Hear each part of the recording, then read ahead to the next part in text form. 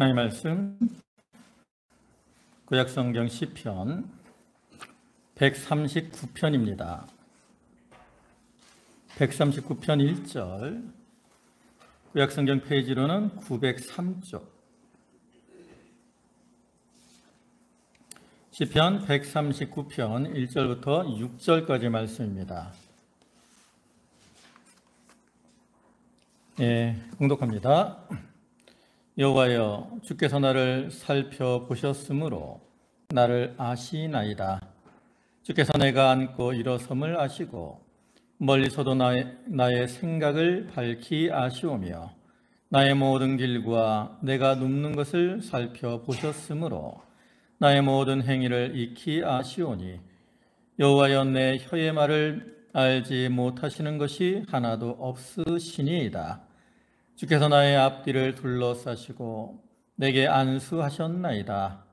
이 지식이 내게 너무 기이하니 높아서 내가 능히 미치지 못하나이다. 아멘. 할렐루야. 어느덧 이제 가정의 달인 5월이 지나가고 호국 보원의 달인 6월이 되었습니다. 세월이 참 빠르게 흐르는데 이렇게 빠르게 흐르는 시간 속에서 참 하나님의 은혜로 잘 지내고 계신지 모르겠습니다. 이 시간에도 하나님께 예배하는 모든 성도와 또 가정에 하나님의 은혜와 평강이 늘 함께 하시기를 주님의 이름으로 축원합니다. 오늘은 시편 139편 1절부터 6절까지 말씀을 보셨는데요. 그 중에 1절의 말씀을 보면 여호와여, 주께서 나를 살펴보셨으므로 나를 아시나이다. 그래서 이제 개역성경에서는 여호와여, 주께서 나를 감찰하시고 아셨나이다.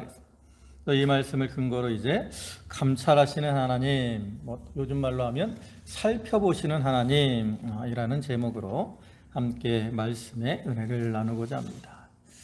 여기서 말씀하고 있는 것처럼 하나님은 모든 인생들을 감찰하시고 또 살펴보시는 그러한 하나님이 되시죠. 근데 이 감찰이라는 이 단어, 이것이 우리가 느낌으로 이렇게 받을 때 별로 좋은 의미로 받아들여지지가 않죠. 왜냐하면 우리나라에서 약 이제 70년대 그 이후에 정치적인 면에서 이렇게 이 말이 많이 사용이 돼서 이 감찰이다라는 말은 다른 사람을 어떤 감시하는, 도청을 하거나 사람을 통해서 감시하는 그러한 의미로 사용이 되고요. 그래서 어떠한 지배계층이 피지배계층들을 억압하기 위한 수단, 또 자기를 반대하는 자들의 약점을 잡기 위한 수단으로 이 단어들이 사용이 됐기 때문에 우리가 감찰이다라는 말을 들으면 부정적인 의미를 갖기가 쉽습니다.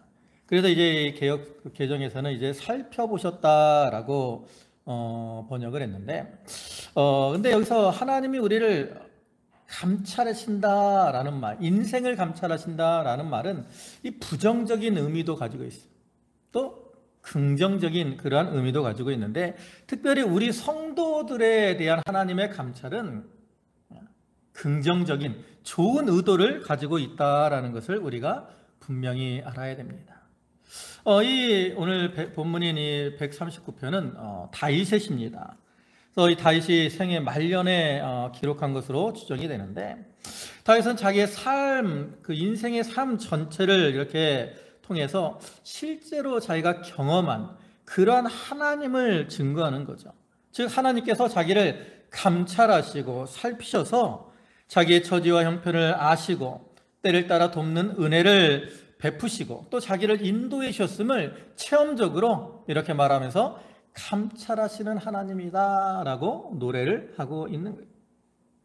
하나님이 다윗의 삶 속에 함께 하시며 그를 감찰하시고 또 살피시는 것처럼 오늘날 우리의 삶 속에도 주님은 함께 하시고 우리를 감찰하시고 살피시고 그를 통해서 우리를 아시고 그다음에 우리를 보호하시고 인도해 주시는 그러한 하나님입니다. 마치 부모가 그 어린 아이들을 늘 관심을 두고 살피고 그 아이들을 돌보는 것처럼 우리를 감찰하시고 살펴주시는 그러한 하나님이 되신다는 거죠. 그래서 우리는 하나님이 나를 감찰하시는 하나님이 지금 나와 함께 하시다라는 것을 우리가 늘 의식하고 살아야 됩니다. 그러한 하나님을 우리가 의식하고 발견하게 될 때 하나님의 은혜를 깨닫게 되고 하나님 안에서 평안과 기쁨 또 위로를 누리며 살아갈 수가 있는 거죠. 그래서 오늘 본문의 말씀을 통해서 그 감찰하시는 하나님에 대해서 좀 살펴보고 우리를 아시고 도와주시는 그런 하나님을 발견하고 우리가 그 하나님을 가까이 함으로 은혜 가운데 평강을 누리며 살아가는 저희들이 다 되도록 해야 되겠습니다. 여기 이제 하나님이 우리를 감찰하셨다, 살피신다 그러는데 왜 감찰을 할까? 이 감찰이라는 말은 좋은 의도로든 나쁜 의도로든 그 감찰의 대상에 대해서 알고자 하는 그런 목적이 있습니다. 그러니까 결국 하나님이 우리를 감찰하신다라는 말, 살피신다라는 말에도 무슨 뜻이 있어요? 우리에 대해서 아시고자 하신다. 감찰을 통해서 우리를 아신다라는 그런 의미가 있는 겁니다. 그러면 하나님이 이제 우리를 감찰하시는데 하나님은 어떠한 면에 대해서 우리를 감찰하시고 살피실까? 이제 본문을 통해서 세 가지로 살펴볼 건데요. 첫째로는 하나님은 우리의 생각을 살피시는 분이십니다. 본문 2절 하반절을 보시면 멀리서도 나의 생각을 밝히 아시오며 그랬어요. 여호와 하나님은 우리의 모든 생각을 감찰하시고 아십니다. 지금 여러분들이 이렇게 예배당에 앉아서 예배를 드리고 있어요. 그죠? 다 이렇게 앉아서 예배를 드립니다. 그럼 여러분들의 생각이 다 똑같은 생각을 가지고 이 시간 예배를 드립니까? 그렇지 않습니다. 여기 똑같은 우리가 장소에 똑같은 시간에 모여서 하나님 앞에 예배를 드리지만 여러분들의 머릿속에 있는 생각들은 다 다르다는 거죠. 그런데 이렇게 다른 우리들의 생각을 어떻게 해요?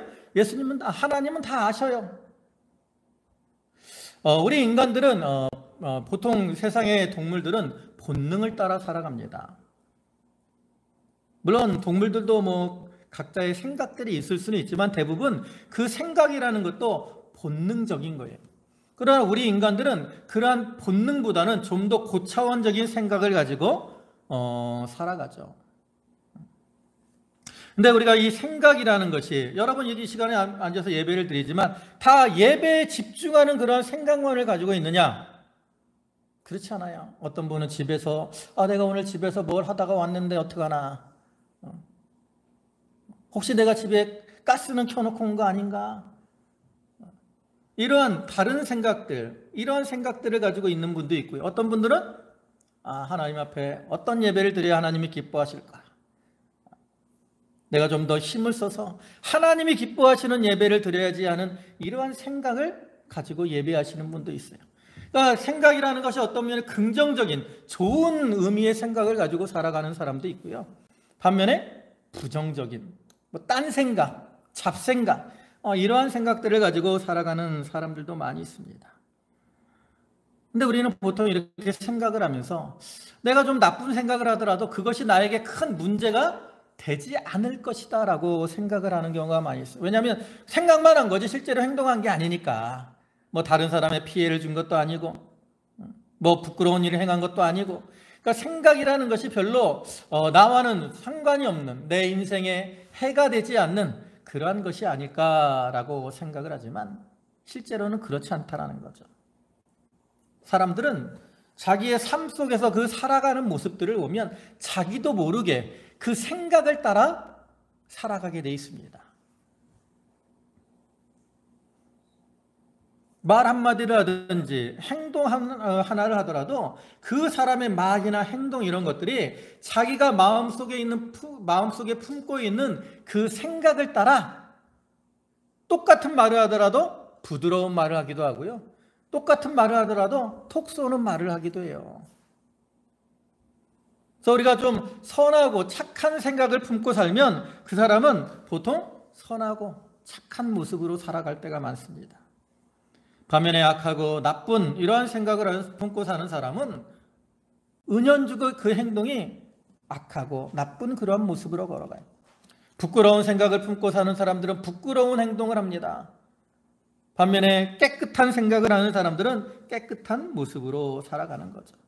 그래서 우리가 그 사람의 생각만 안다라면 이 사람이 과연 어떠한 사람이구나라는 것을 판단할 수 있는데, 우리 인간들은 어때요? 다른 사람의 생각을 알 수 있습니까? 이제 그 사람이 말이나 행동을 통해서 자기의 생각을 표현하면 그때서는 알지만 그 이전에는 그 사람이 어떤 생각을 품고 살아가는지 몰라요. 늘 얘기하지만 남편이 아내를 사랑합니다. 사랑하는 마음, 생각을 품고 살아요. 근데 아내에게 그걸 표현하지 않고 맨날 뭐 밥이 어떻느니 뭐 이렇게 짜증을 내면 저 인간이 나를 사랑하는가 알지 못한다고요. 그러나 자꾸 표현하면 이 사람이 나를 사랑하나 보다, 그걸 알게 되죠. 근데 인간들은 이와 같이 다른 사람의 생각을 알 수가 없어요. 그러나 반면에 하나님은 어떠십니까? 하나님은 우리의 생각을 다 아십니다. 그래서 우리는 하나님 앞에 아무것도 감출 수가 없는데, 그럼 이와 같이 하나님이 우리의 생각을 다 아신다라는 말의 의미는 뭐예요? 그것은 우리 마음속 깊은 곳까지 다 살피신다라는 그러한 의미가 있습니다. 어떤 사람들은 자기의 생각이 쉽게 얼굴에 드러나는 사람이 있습니다. 무슨 생각만 하면 그냥 얼굴 귀가 빨개지거나 뭐 쉽게 드러나는 사람이 있어요. 반면에 잘 드러나지 않는 사람이 있죠. 그래서 그런 사람을 이제 우리가 포커페이스다 그래요.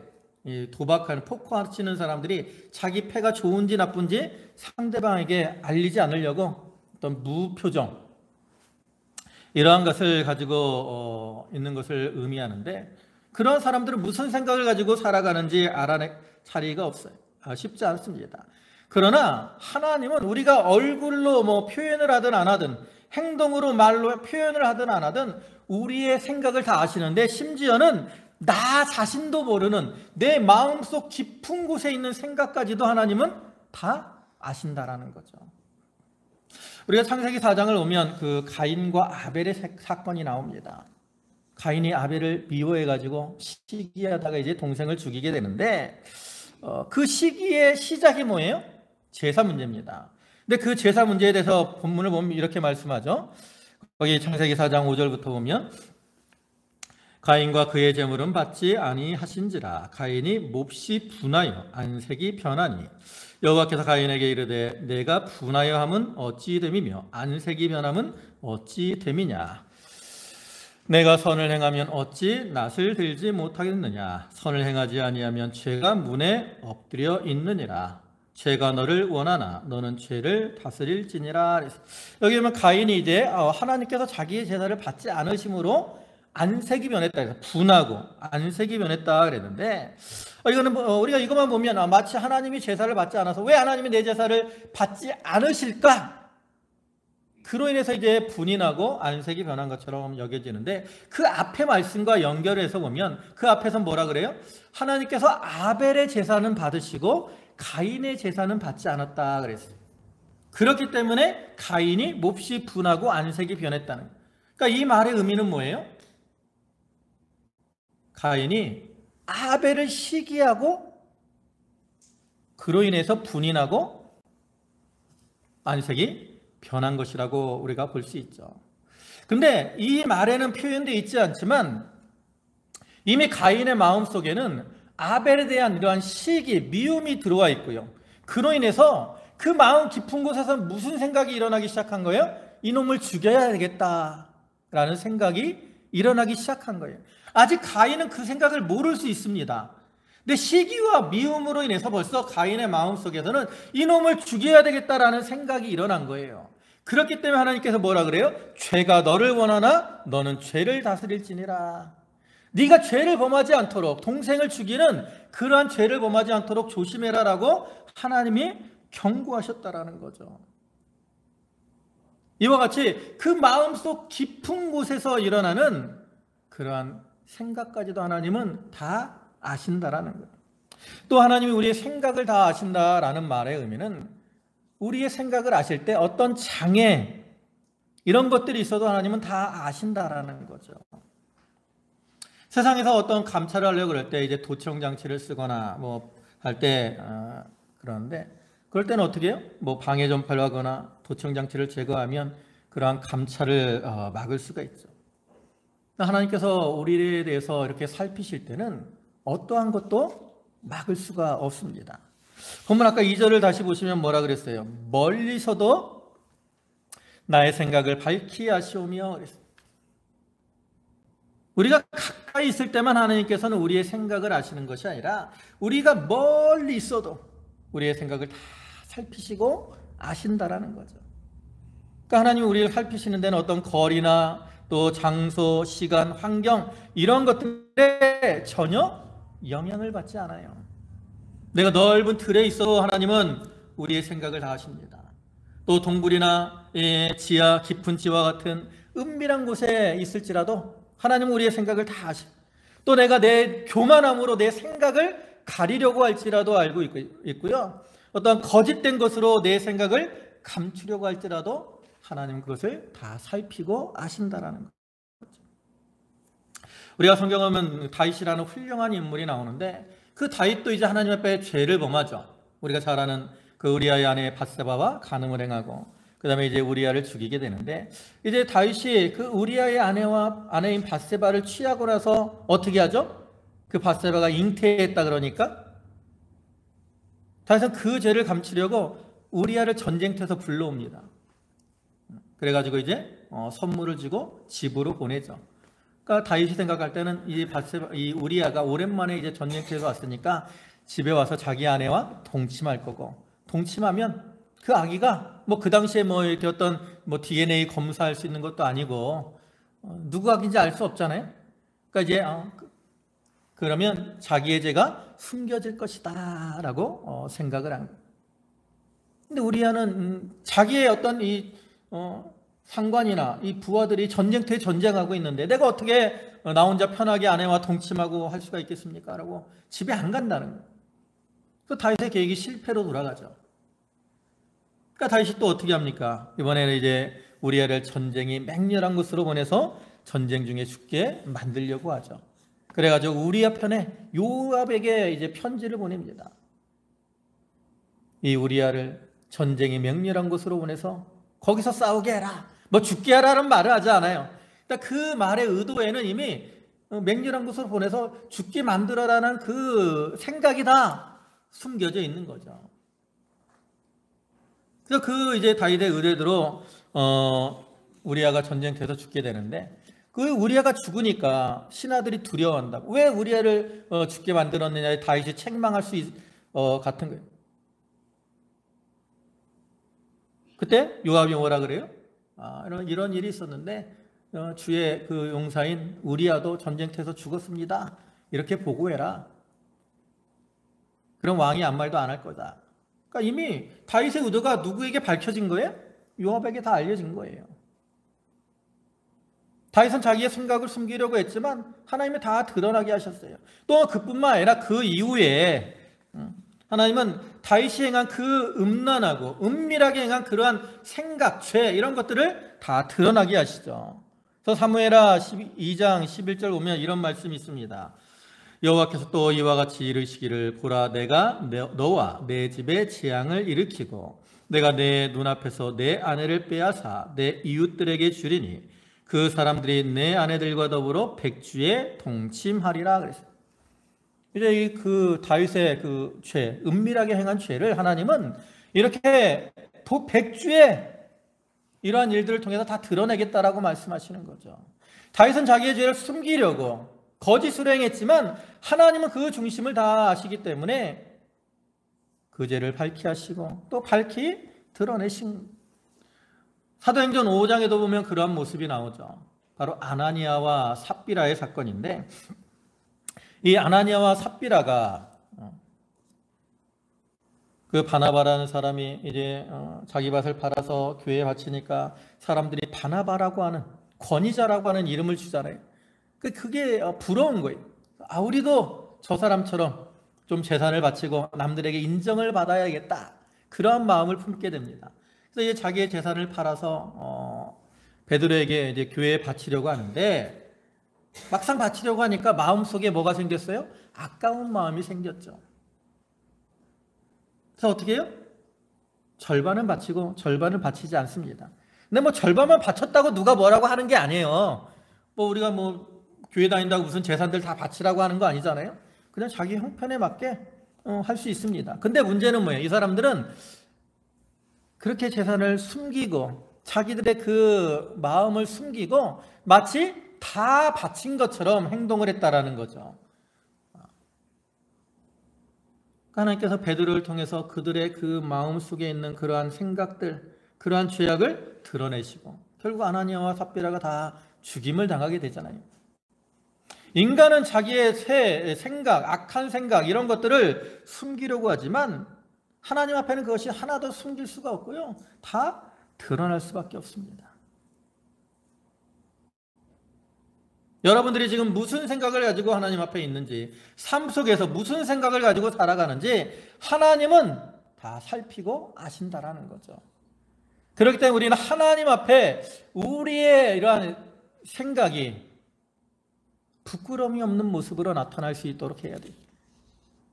육신의 생각이 아닌 이제는 영의 생각, 또 위의 것을 생각하라고 말씀하죠. 골로새 3장 1절부터 보면 그러므로 너희가 그리스도와 함께 다시 살리심을 받았으면 위의 것을 찾으라. 거기는 그리스도께서 하나님 우편에 앉아 계시니라. 위의 것을 생각하고 땅의 것을 생각하지 말라. 위의 것을 생각하라는 거예요. 또한 로마서 8장 5절에서는 무엇을 생각하라 그래요? 육신의 일을 생각하지 말고 영의 일을 생각하라. 그래서 육신의 생각은 사망이요 영의 생각은 생명과 평안이니라. 우리는 우리의 생각을 살피시는 하나님 앞에 우리가 위의 것, 영의 것, 하나님이 기뻐하시는 것, 이러한 생각을 품고 살아가기를 힘을 써야 되는 거죠. 두 번째로 하나님은 무엇을 감찰하시느냐? 우리의 말을 살피시고 감찰하시는 하나님이십니다. 본문 4절의 말씀을 보시면 여호와여 내 혀의 말을 알지 못하시는 것이 하나도 없으시니이다. 여호와 하나님은 우리 입에서 나오는 모든 말을 살피시고 아시는 그러한 하나님입니다.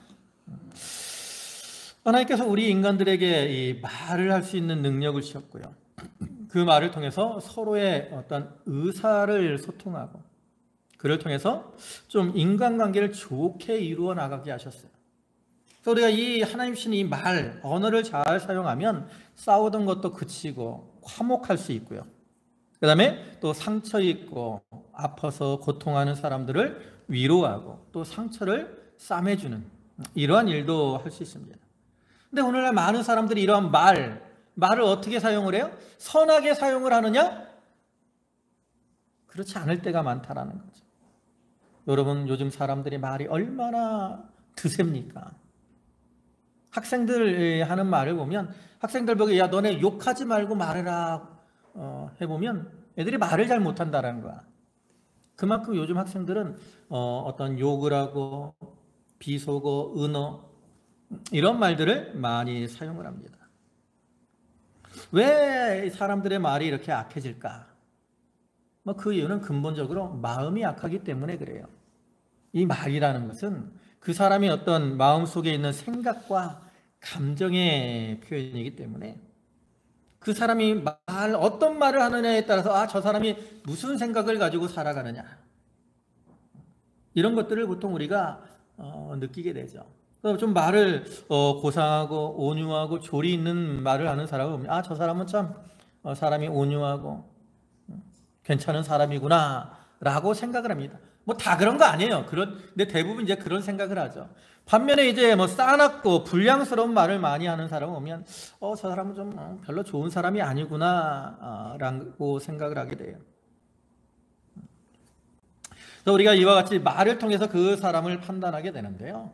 하나님은 우리의 말에 대해서 다 알고 계십니다. 여기 내 혀의 말을 알지 못하시는 것이 하나도 없다 그랬는데 하나님 우리의 입에서 나오는 말뿐만 아니라 그 말이 포함하고 있는 어떤 의도까지도 다 알고 계셔요. 세상 사람들은 말을 할 때 남을 속이기 위해서 생각은 그렇지 않은데 속이기 위해서 거짓된 말을 하죠. 사기꾼들 보세요.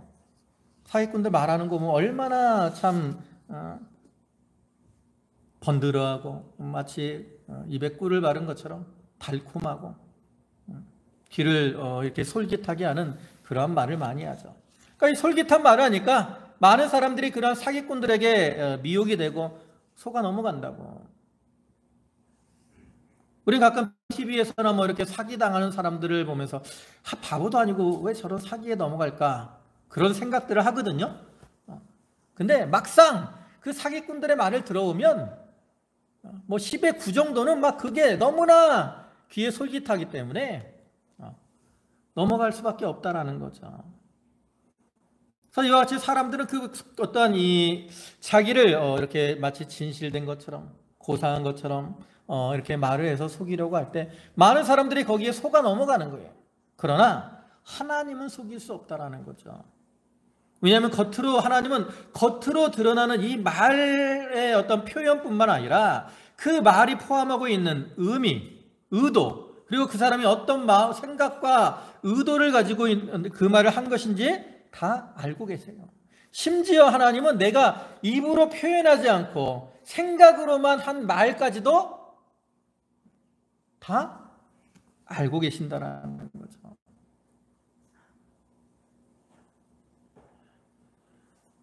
여러분, 우리는 삶 속에서 우리가 얼마나 이 말로 죄를 범하는지 모릅니다. 여러분 자신들을 돌이켜 보세요. 내가 오늘 어제 하루 동안 과연 이 말로 다른 사람들에게 유익을 줬을까? 아니면 다른 사람들에게 상처를 줬을까?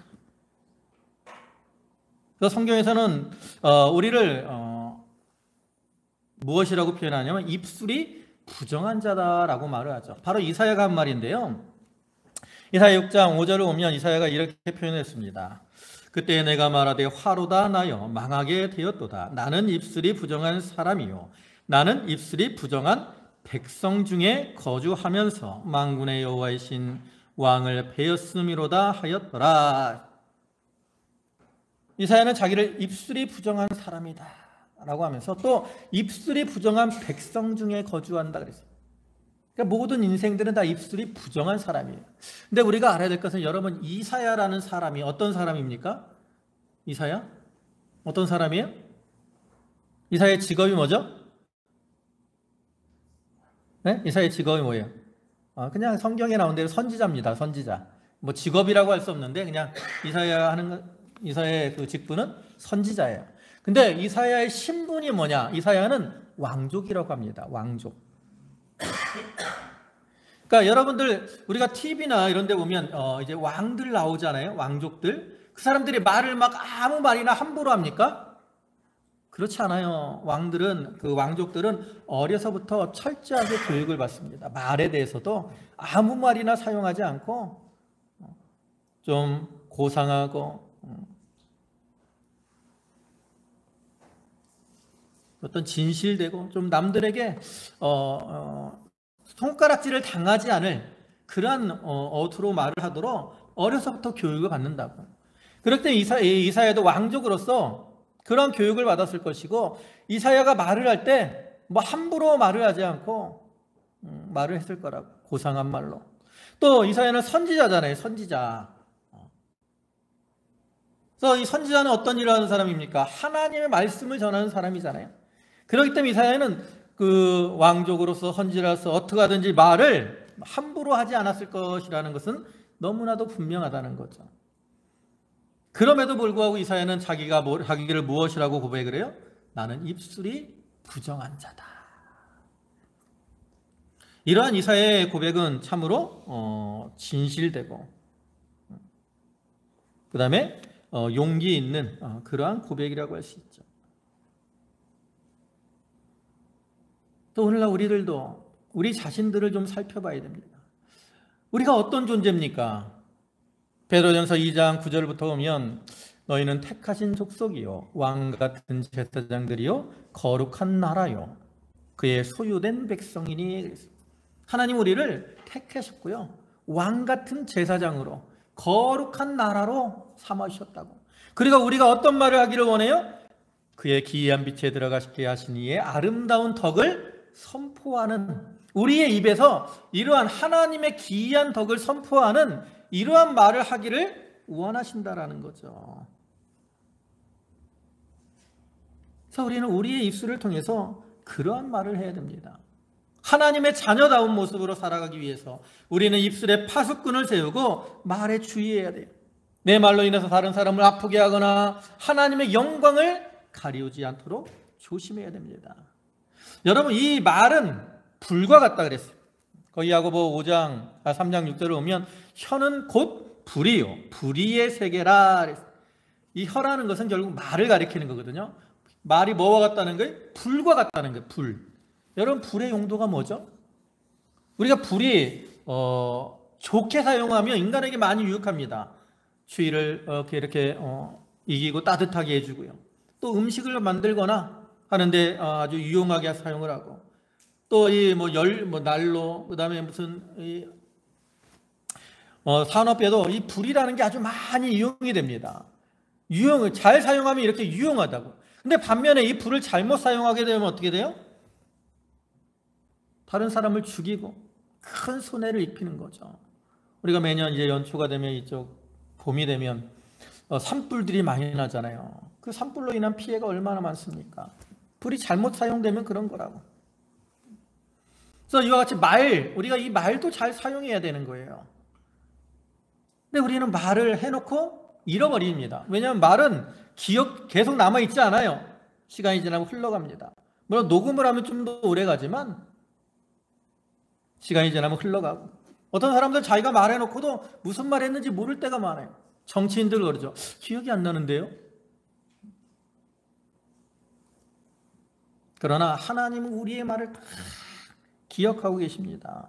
마태복음 12장 36절과 37절을 보면 내가 너희에게 이르노니 사람이 무슨 무익한 말을 하든지 심판날에 이에 대하여 신문을 받으리니 내 말로 의롭다함을 받고 내 말로 정죄함을 받으리라. 하나님 우리의 말을 다 살피시고 그 말에 따라 심판하시는 그러한 하나님입니다. 그러니까 우리가 그러한 하나님 앞에 늘 말에 대해서 조심해야 되고, 세 번째로 하나님은 우리의 행동을 살피시고 아시죠. 본문 2절 상반절을 보면 주께서 내가 앉고 일어섬을 하시고 그랬어요. 또 3절에서는 나의 모든 길과 내가 눕는 것을 살펴보셨으므로 나의 모든 행위를 익히 하시오니. 하나님 우리의 행동까지도 다 아십니다. 겉으로 드러나는 행동만을 아신다는 게 아니고요, 그 행동의 의도, 목적, 이런 것들을 다 아셔요. 우리는 가끔 다른 사람들의 행동을 그 무슨 의도로 그 사람이 했는지를 모르기 때문에 가끔 오해를 하고 그로 인해서 인간관계가 깨어질 때도 있지만, 하나님은 우리의 행동을 다 살피시고 그 행동 내면에 있는 의도까지도 다 아셔요. 여기 앉고 일어섬을 하신다 그랬고요, 또 여기서는 모든 길과 눕는 것을 하신다 그랬는데, 앉는 거나 눕는 거는 쉬는 걸 가리키고요, 그 다음에 모든 길과 일어서는 것은 어떤 활동하는 것을 가리켜요. 그러니까 인생의 모든 삶의 행위들을 하나님은 다 알고 계신다라는 것, 그리고 그 행위대로 보응하시는 그러한 하나님이 되십니다. 그래서 그러한 하나님 앞에 우리가 행위에 있어서도 악한 행동을 통해서 하나님의 영광을 가리지 말고 선한 행동을 통해서 하나님께 영광을 돌려드려야 되는 거죠. 그럼 이렇게 하나님이 이제 여러 가지 면에서 우리를 감찰하시는데, 아까 간단하게 얘기했듯이 그럼 하나님이 우리를 감찰하시는 이유는 뭘까? 이거 간단하게 보면 첫째로 아까 부정적인 의미가 있다 그랬어요. 하나님 부정적인 의미로 감찰하시는 이유는 심판과 징계를 위함입니다. 이건 이제 우리 택한 자보다 불택자들을 감찰하시는 이유라고 할 수 있는데, 우리가 이 세상에는 택자와 불택자들이 함께 살아가잖아요. 근데 불택자들이 더 잘 살아가는 모습들을 많이 봅니다. 우리가 그러한 모습을 보면 왜 이런 일들이 일어날까? 하나님이 안 계신 거 아니야? 이렇게 불평을 하고 있는 사람들도 있죠. 우리가 전에 보셨던 시편 73편에서도 그런 모습을 볼 수 있어요. 거기 오면 나는 거의 넘어질 뻔하였고 나의 걸음이 미끄러질 뻔하였으니 이는 내가 악인의 형통함을 보고 오만한 자를 질투하였음이라. 이렇게 악인들의 형통함을 보고 우리가 왜 이런 일들이 일어날까 불평하고 원망하는 그러한 경우들이 있다라는 거죠. 그러나 하나님은 이런 악인들의 행동에 대해서 어떻게 하셔요? 다 감찰하셔요. 아십니다. 그 왜 하나님이 이렇게 악인들의 행동에 대해서 감찰하셔요? 그들을 심판하시기 위해서. 마치 재판할 때 검사가 죄인들의 죄를 드러내기 위해서 증거를 모으는 것처럼 하나님께서는 악한 자들의 생각, 말, 행위 그것을 다 감찰하시고 때가 되면 그로 인해서 그들을 심판하시는 거죠. 또 한 가지 감찰하시는 이유는 뭐냐? 긍정적인 의미를 가지고 있는 것으로서 우리 이제 택한 자들을 위한 건데요. 그것은 바로 우리를 바로 세우시고 위로하시고 은혜를 주시기 위해서 감찰하시는 거예요. 하나님 우리를 감찰하셔서 우리가 잘못된 길로 나가면 우리를 징계하셔서라도 고치시고 또 우리가 힘들고 괴로운 일을 걸어갈 때는 그러한 자들을 돌보시고 안위하시고 위로를 주시기 위함이라는 거죠. 우리가 오늘 시편이 119편이 누구의 시라 그랬어요? 다윗의 시라 그랬잖아요. 여러분 다윗이 그 삶 속에서 얼마나 많은 어려움을 겪었습니까? 그는 어릴 때 양을 치던 사람이었어요. 양 치면서 편하게 살고 있었다고. 그런데 이제 갑자기 사무엘이 와서 자기에게 기름을 붓습니다. 그래서 하나님이 이스라엘의 왕으로 세우실 거라 그래요. 근데 그 기름 부음으로 인해서 나중에 이 다윗은 어떤 일들을 당해요? 사울에게 시기를 받죠. 편하게 양치던 그러한 생활에서 이제는 10여 년을 쫓겨다닙니다. 사울에게 쫓겨다녀요. 여러 곳으로 도망다니고 죽을 만한 위기도 겪고 블레셋에 들어갔다 미친 채 가서 겨우 생명을 구원하기도 하고 그러한 일들을 겪죠. 또 왕이 된 이후에도 여러 가지 어려운 일들을 겪죠. 특히 가정적으로 일어나는 일들을 보세요. 이제 그 일들이 근본적으로는 다윗의 죄 때문에 그런 일이 일어나는 거지만 어쨌든 다윗의 가정에 자기의 암논이라는 아들이 다말이라는 이복 누이를 강간하고 그로 인해서 또 오라비인 압살롬이 암논을 미워해가지고 나중에 죽이고 또 그 일을 계기로 압살롬이 반역을 해서 아버지를 죽이려고 하기 때문에 도망가는 그러한 신세가 되고 말잖아요. 근데 다윗은 그러한 삶 속에서 어떤 것을 깨달았느냐? 자기가 이렇게 많은 고난과 괴로움을 당했지만 그때마다 하나님이 나와 함께 하시면서 나를 감찰하시고 살피셔서 나를 이런 어려운 가운데서 지키시고 보호하시고 위로해 주시는구나, 이것을 깨달았다라는 거죠. 그래서 오늘 본문 이제 5절에 오면 뭐라 그래요? 주께서 나의 앞뒤를 둘러싸시고 내게 안수하셨나이다. 하나님이 자기의 앞뒤를 둘러싸시고 안수하시고 지켜주시는 그런 하나님을 깨달은 거예요. 하나님이 우리를 감찰하시는 이유와 목적이 뭐예요? 바로 이거라는 거죠. 우리의 형편을 아시고 때를 따라 우리를 도와주시기 위해서. 비록 우리가 잘못한 길로 가면 징계하시지만 때를 따라 우리를 도우시고 보호하시고 위로하시고 은혜를 주시기 위해서 하나님은 우리를 감찰하고 계신다라는 거예요. 그래서 우리는 삶 속에서 이렇게 힘들고 괴로운 일을 만나더라도 감찰하시는, 나를 살피시고 아시는 그런 하나님이 계심을 우리가 소망하면서 자기 앞에 모든 어려움들을 이겨나가야 되는 거죠. 이제 말씀을 마무리하겠습니다. 참으로 하나님 우리를 감찰하시고 살피시는 그러한 분으로서 우리를 살피심을 통해서 우리의 참 생각, 말, 행동을 다 아시고요. 또 우리의 처지와 형편까지도 다 아시는 그러한 분이십니다. 그리고 그러한 하나님께서는 우리를 이렇게 지키시고 보호하시고 또 안수하시고 도와주시는 거죠. 그래서 우리는 이렇게 우리를 감찰하시는 하나님 앞에 참 부끄러움이 없는 그러한 모습으로 살아가도록 힘을 써야 됩니다. 자기의 말과 생각과 행동이 하나님 앞에 부끄러움이 없는 그러한 모습으로 살아가려고 힘을 써야 되는 거죠. 이 자리에 계신 모든 성도분들이 이렇게 감찰하시고 살피시는 그러한 하나님 앞에서 부끄러움이 없는 모습으로 자기를 잘 만들어 나감으로 하나님이 주시는 위로와 평강 또 인도하심의 은혜를 누리는 삶을 살게 되시기를 주님의 이름으로 축원합니다. 아멘. 기도하시겠습니다. 만유의 주가 되시고 자비와 사랑과 긍휼이 풍성하신 주님, 우리를 살피시고 우리를 아시는 주님 감사합니다. 우리의 인생길에 여러 가지 어려움들이 많이 있습니다. 환난과 핍박이 닥쳐올 때도 있습니다. 살피신 하나님께서 다 아시고 도와주심을 믿습니다. 우리가 그러한 하나님 앞에 우리의 생각과 말과 행동이 부끄럽지 않도록 자기를 돌아보고 바로 서게 하여 주시옵소서. 오늘도 귀한 안식일을 허락하시고 주님께 나와 예배케 하시니 감사를 드립니다. 저희 성도들 감사함으로 주님께 예물을 드렸사오니 그 바치는 심령과 손길에 복을 토하여 주옵소서. 감사하며 예수님의 이름으로 기도 올리옵나이다. 아멘.